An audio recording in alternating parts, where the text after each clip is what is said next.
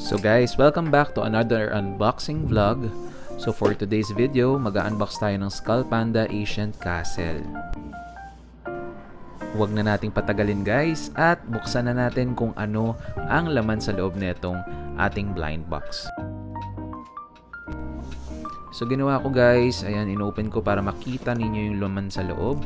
At syempre, inisa-isa ko na sila. At ang unang lumabas guys ay bell ringer. Mapapansin nyo dito guys, kailangan pang ikabit yung bandang tenga na part niya bago nyo siya mabuo. So doon na tayo sa ating next. Ayan, buksan na natin yung ating next item. At ang lumabas guys ay Chamberlain.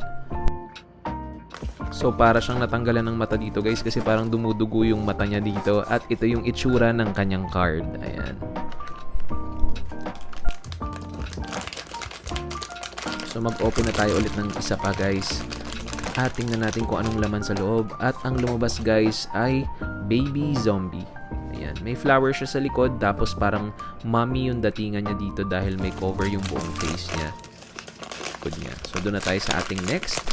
Ayan, medyo mahirap din buksan guys. Pero ang lumabas ay gargoyle. Ayan, ang ganda ng color niya dito guys. Parang panggabi talaga. Maganda rin yung nakasulat sa kanyang likod na area.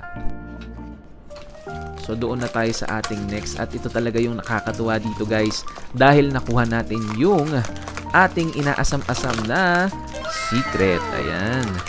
Doon yan guys, nakuha namin sa isang buong set kaya talagang nagulat din kami. At ito yung itsura ng kanyang card.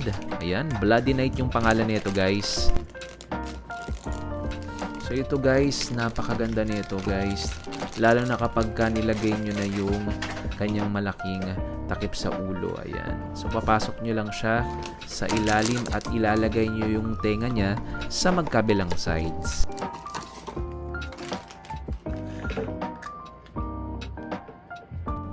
So mag-open na tayo guys ng ating next. So excited pa rin tayo dahil hindi natin alam kung ano yung nawala. Pero tingnan natin kung ano yung mawawala. At ang lumabas dito guys ay fake angel. Ayan yung itsura niya guys. Meron siyang halo sa taas at meron siyang malaking ribbon sa kanyang likod. So mag-open na ulit tayo ng isa pa. At ang lumabas dito guys ay, ayan, yung kaabang-abang dito guys. Ito yung Bloody Rose. Dahil marami naghahanap nito sa series na to guys. Dahil maganda yung itsura niya at maganda rin yung color niya. So ito yung itsura ng kanyang card. So mag-open na tayo ng isa pa guys. Ano kayang lalabas? At ang lumabas dito guys ay si Vampire. Ayan yung itsura niya. Color blue yung kulay niya. Wala siya masyadong magandang details dito guys. Pero ito yung itsura ng kanyang likod. So doon na tayo sa ating next. Ayan. Ano kaya ito? Medyo mahirap siyang buksan. Ayun.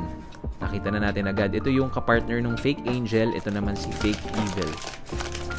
Yan, next na tayo ulit.